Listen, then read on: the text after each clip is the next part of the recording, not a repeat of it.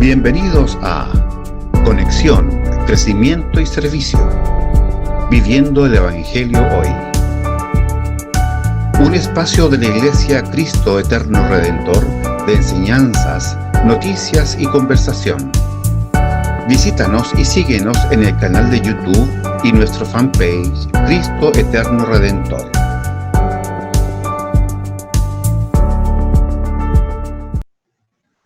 Hola, amados hermanos y amigos, un gusto en saludarles nuevamente. Hoy día continuamos con nuestro programa, nuestra enseñanza en conexión, crecimiento y servicio, viviendo el Evangelio hoy. Y vamos a continuar con este paseo en la historia, pero primeramente les pido que me acompañen todos ustedes en oración para pedirle a nuestro Señor que nos guíe en esta enseñanza.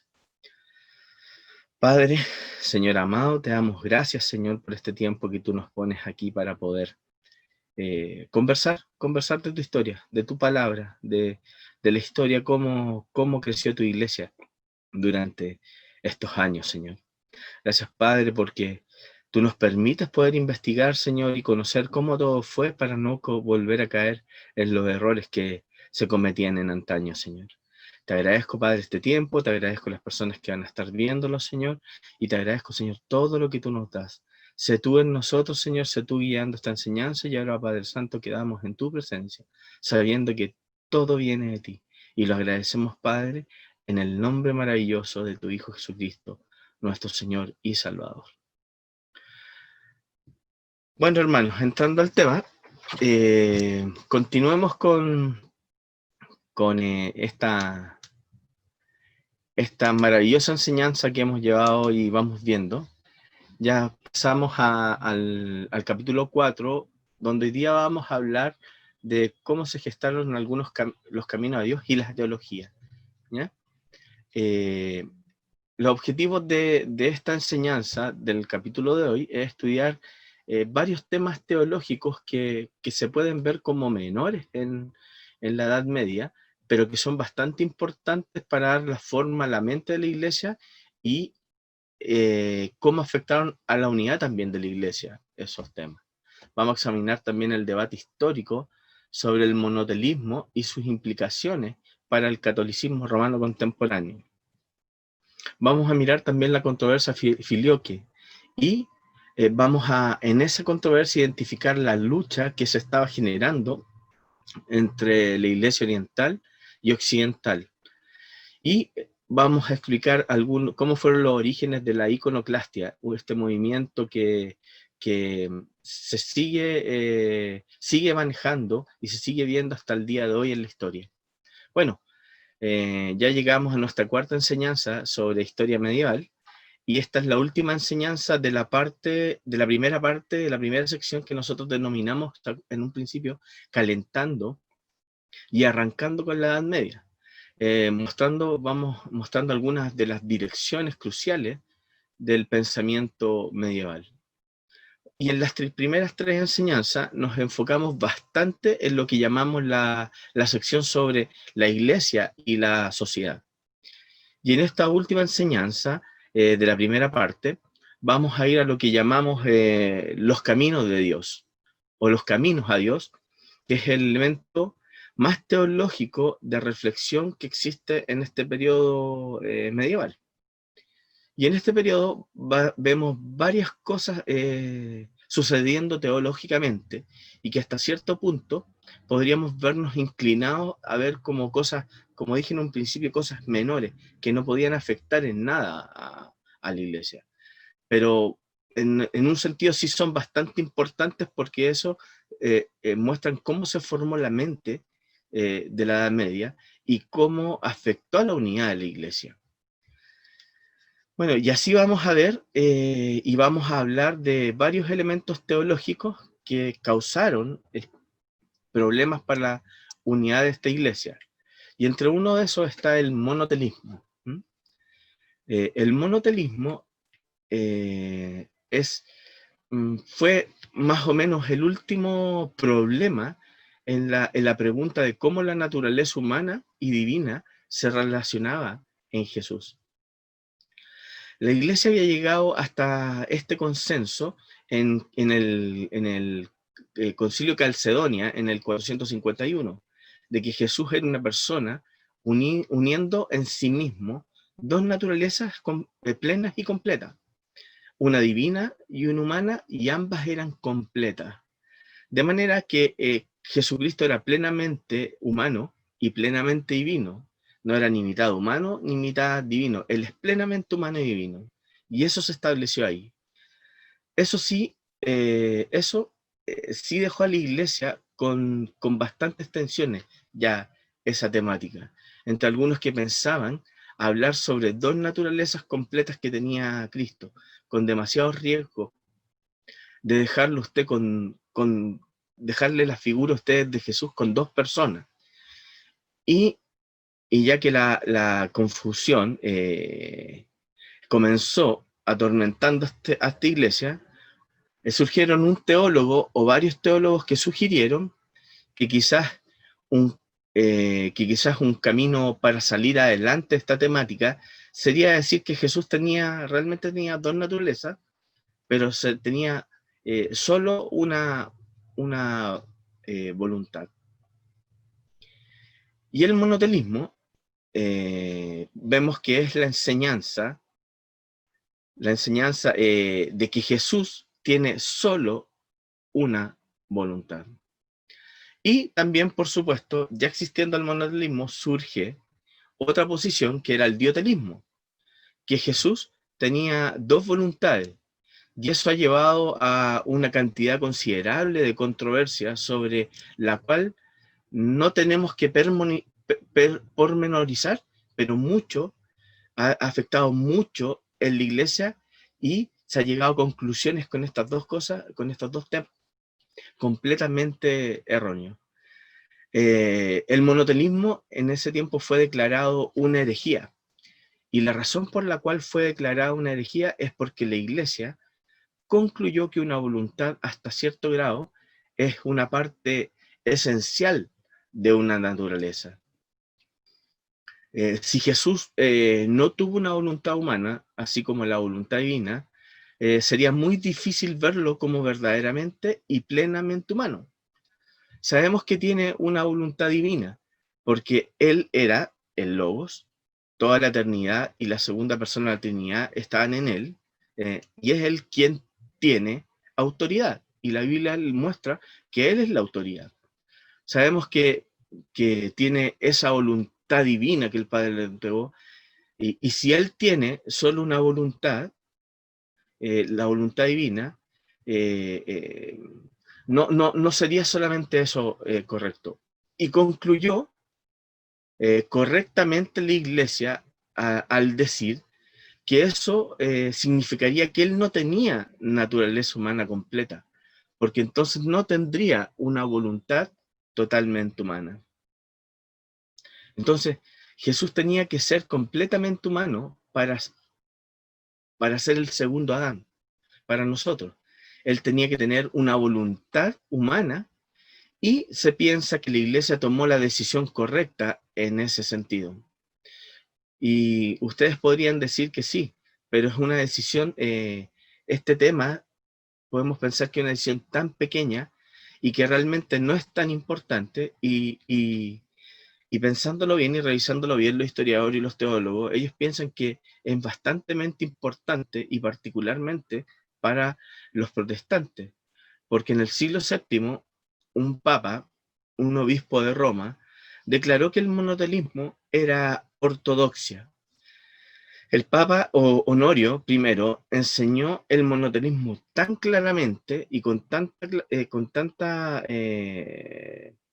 lo mostró con tanta claridad, que un concilio local posterior a este papa lo condenó por herejía.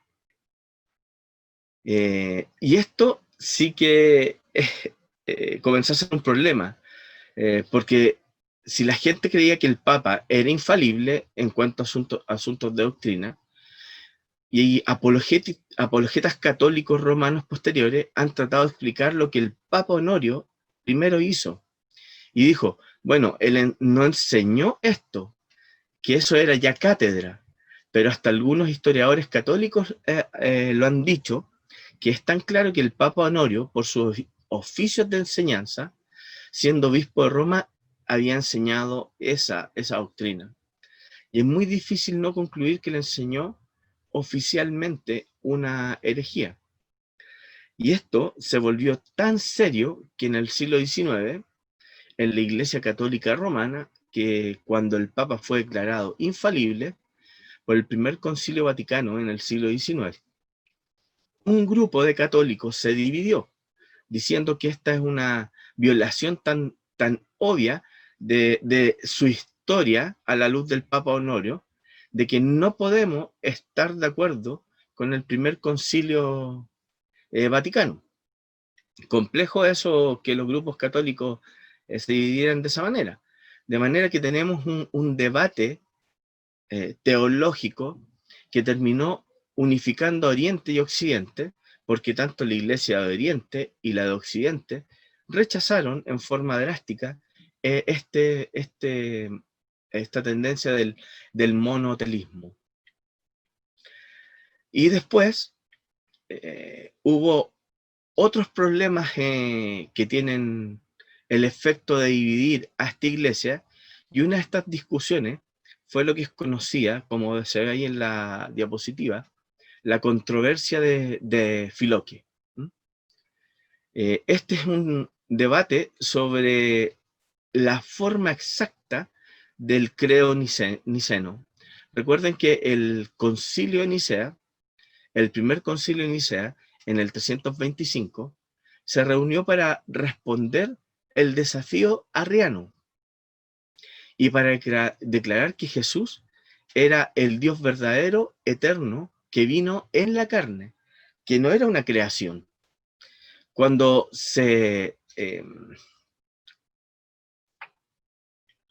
redactó este credo, concluyó brevemente con estas palabras: y creemos en el Espíritu Santo. Si usted va a una iglesia que recita el credo niceno, hay un final más largo en esa palabra, y ese final más largo fue añadido por el primer concilio de Constantinopla, por lo que técnicamente viene siendo el credo niceno-constantinopolitano. Bueno, lo cual, eso no se dice por razones obvias para no generar más diferencias de las que ya se estaban generando y las que existen.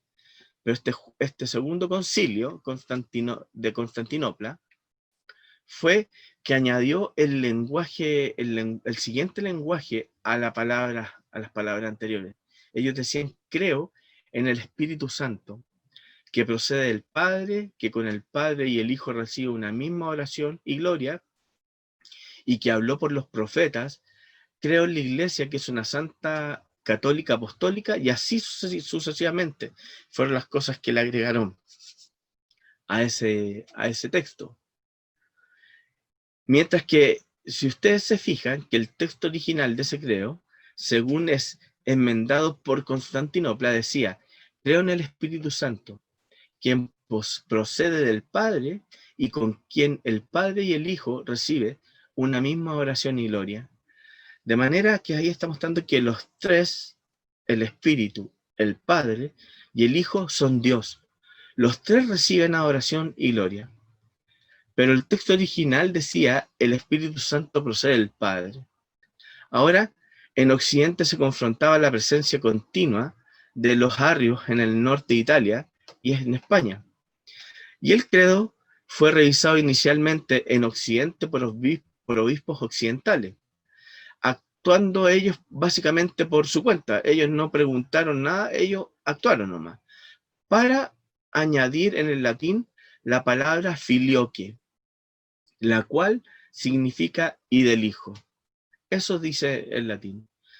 Y si no, como occidental, usted está familiarizado con el credo niceno, entonces está familiarizado con recitar esto. Y yo creo que el Espíritu Santo procede del Padre y del Hijo, y esta es la cláusula filioque, la adición filioque y del Hijo. Ellos le agregaron y del Hijo. Y eso comenzó a generar problemas en esta iglesia. Esta diferencia llevó a crecientes tensiones y desacuerdo entre la iglesia occidente y el oriente. La iglesia de oriente dijo, ustedes han cambiado un credo ecuménico sin convocar un concilio ecuménico, y ellos le decían que nadie podía hacer eso. Bueno, y los historiadores piensan y creen que en algunos puntos la iglesia de oriente tenía razón, que no podían ellos simplemente agregar cosas a un credo acordado solamente por una iglesia, sino que todos deberían estar de acuerdo. Y la iglesia de occidente respondió diciendo, queremos dejar claro nuestro compromiso con la divinidad eterna de Cristo y exaltar a Cristo diciendo que el Espíritu Santo procede de Él, así como del Padre. Bueno, y muchos historiadores y teólogos dicen de que aquí está en juego una cuestión teológica real.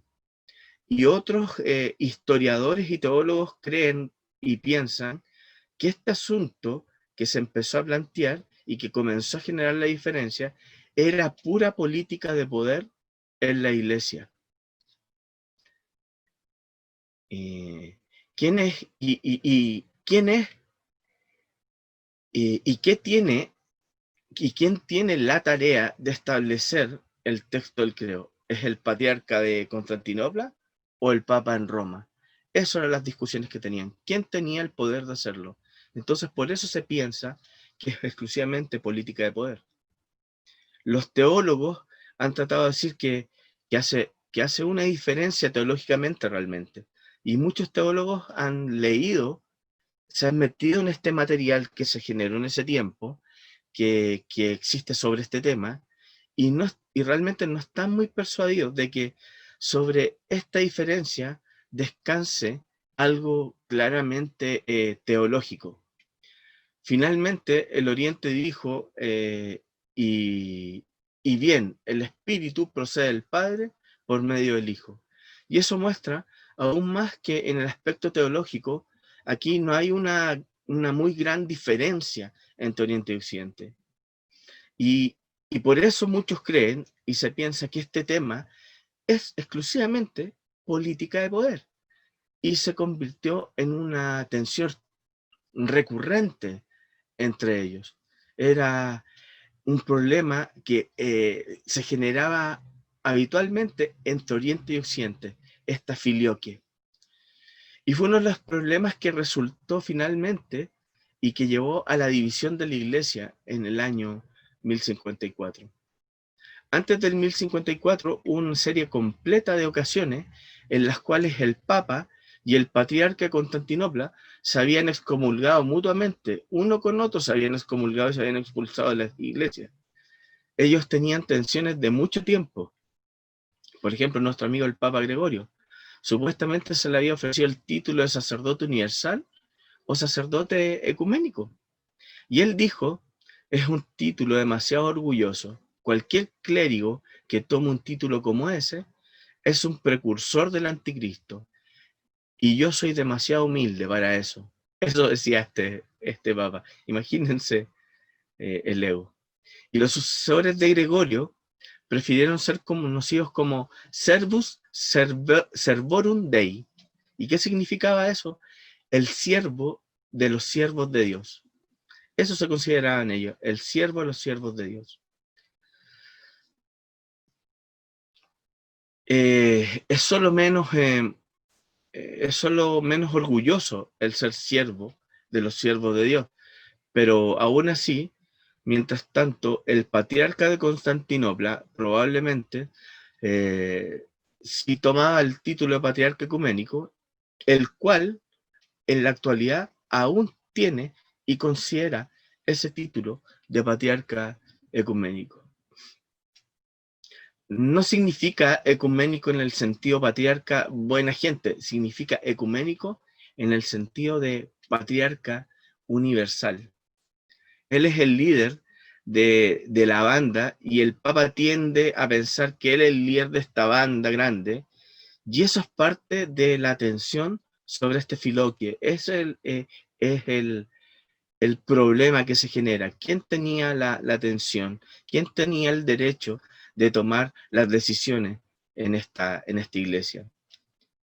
Y mientras las tensiones tenían sus vaivenes, de vez en cuando, se excomulgaban unos con otros, después la iglesia se reconcilia un tiempo en el 1500, en el 1054, y hubo una excomulgación grande, y la mayoría de la gente pensaba, bueno, vamos a resolver estos detalles también.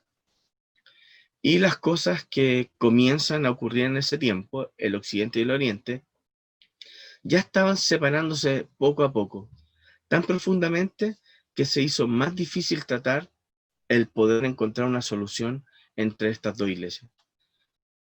De manera que fue una forma muy difícil de juntar a estas iglesias, pero sí hicieron los intentos. Bueno, y ellos continuaron negociando, seguían negociando muy seriamente en el siglo XV, pero nunca pudieron llegar a lograr la nueva unión. Y en el 1054 hasta hoy, la iglesia de Oriente y Occidente permanecen divididas. Por lo menos, por lo que debemos ver en lo que más resalta en estos asuntos de política e iglesia, como por diferencias doctrinales significativas, es más por la política e iglesia. Bueno, y el otro problema doctrinal importante que surgió en Oriente, pero no con la misma fuerza en Occidente, fue la controversia que llegó a ser conocida como la iconoclasta.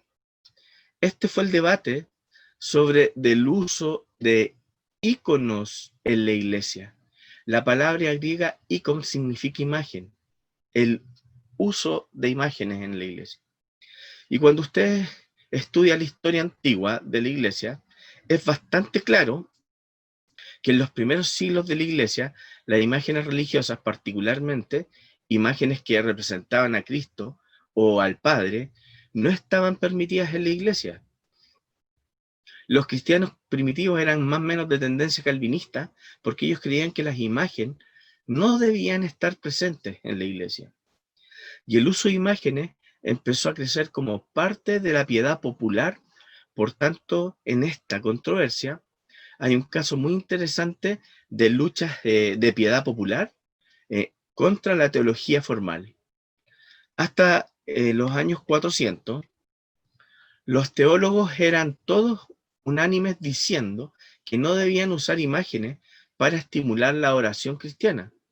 Pero cada vez más la gente común empezó a encontrar que las imágenes eran útiles para poder estimular la devoción que ellos podían tener por la iglesia.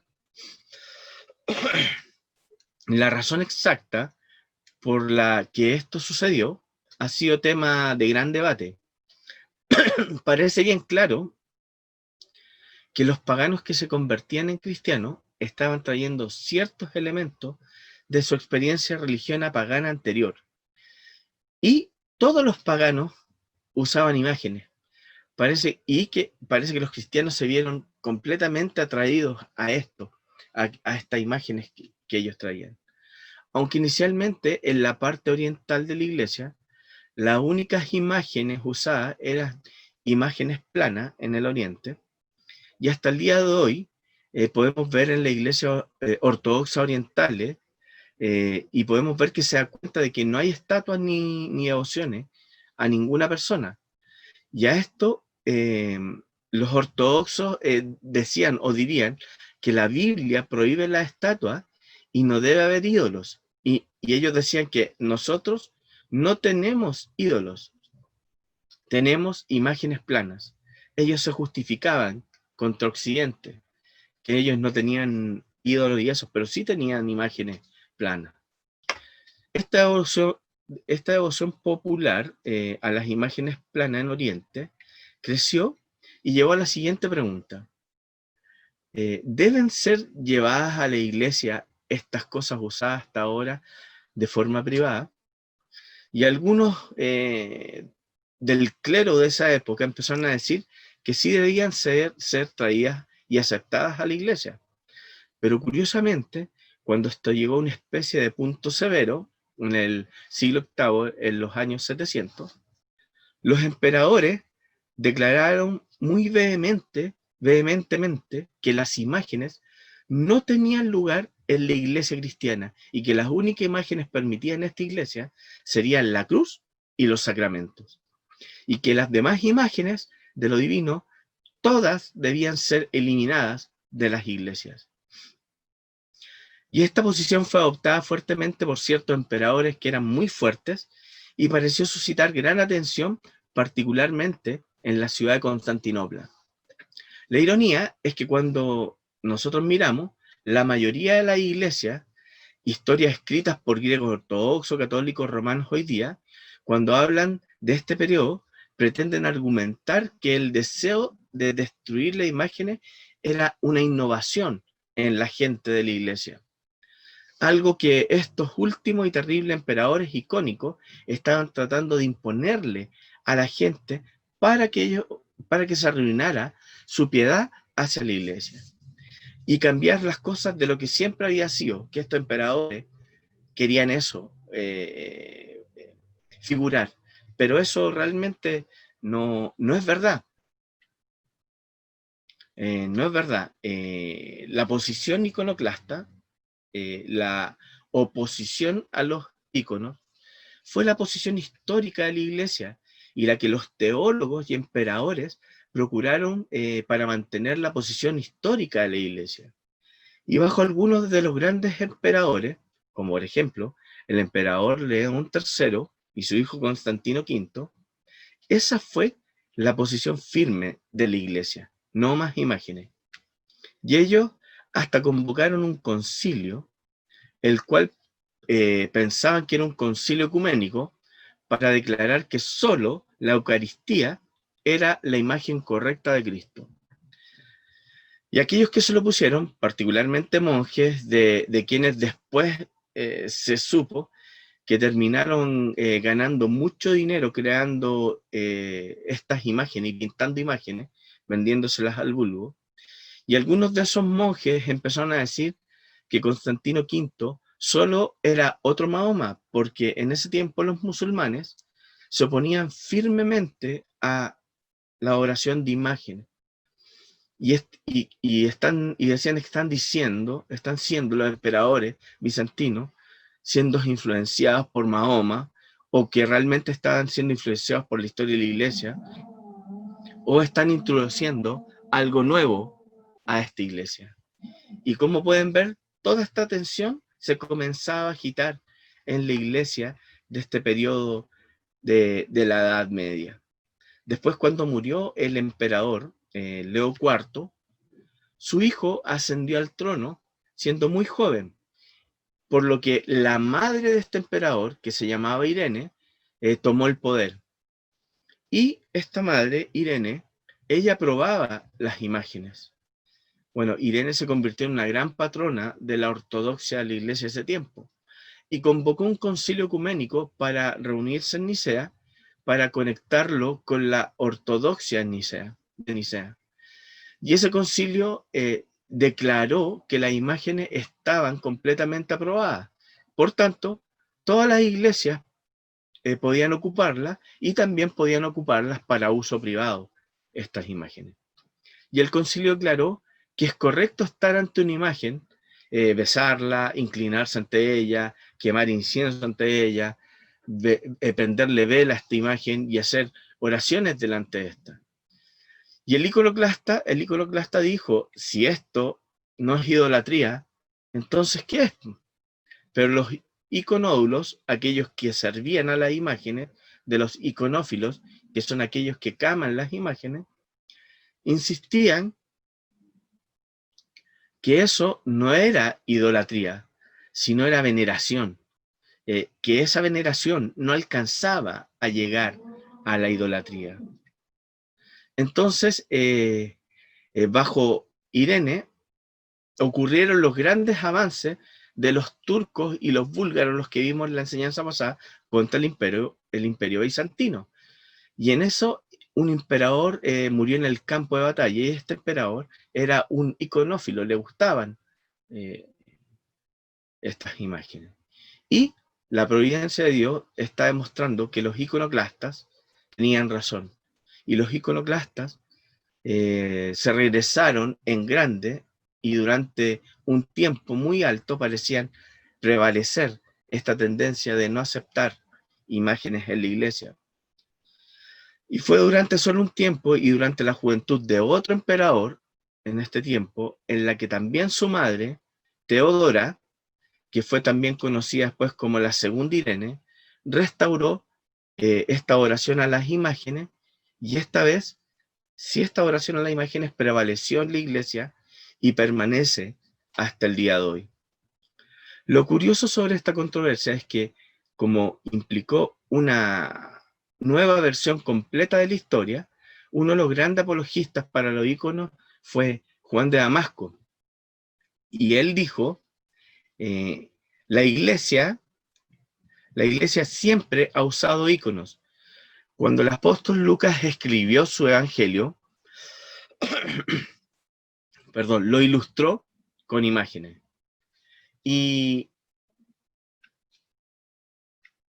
lamentablemente no hay ninguna pizca de evidencia histórica sobre eso que plantea Juan de Damasco para sustentar esas afirmaciones. Pero eso fue lo que vino a prevalecer en la iglesia y marcó un cambio inmenso en esto.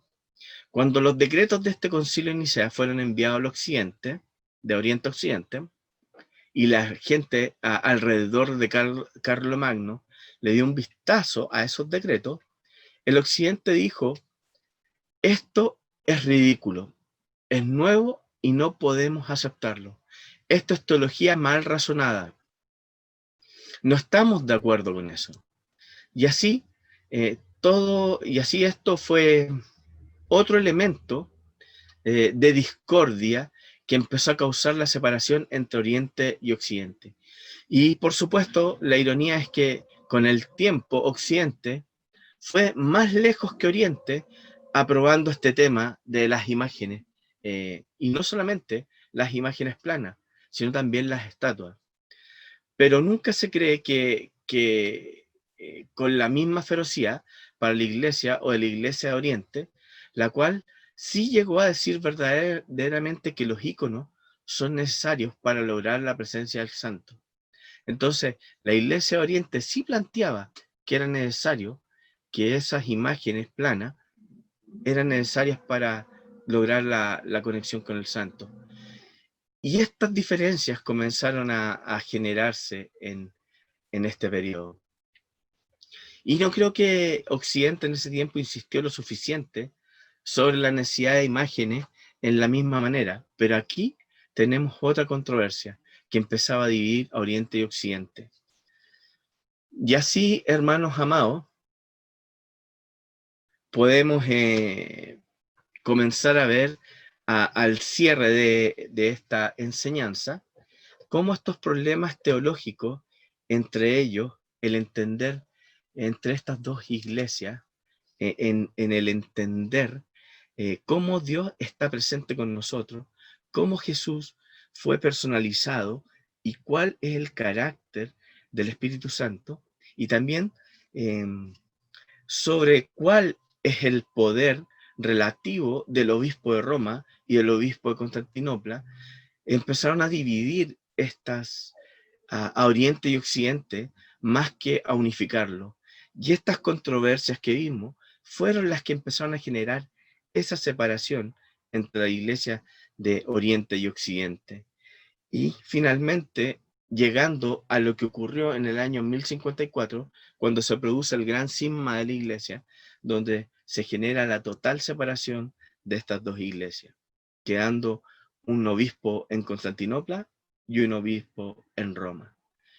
Y aquí llegamos, hermanos amados, con la enseñanza al día de hoy, y quiero darles las gracias y nos estamos viendo, si Dios así lo quiere, la próxima semana en un nuevo capítulo de Un Paseo por la Historia. Hasta luego, hermanos.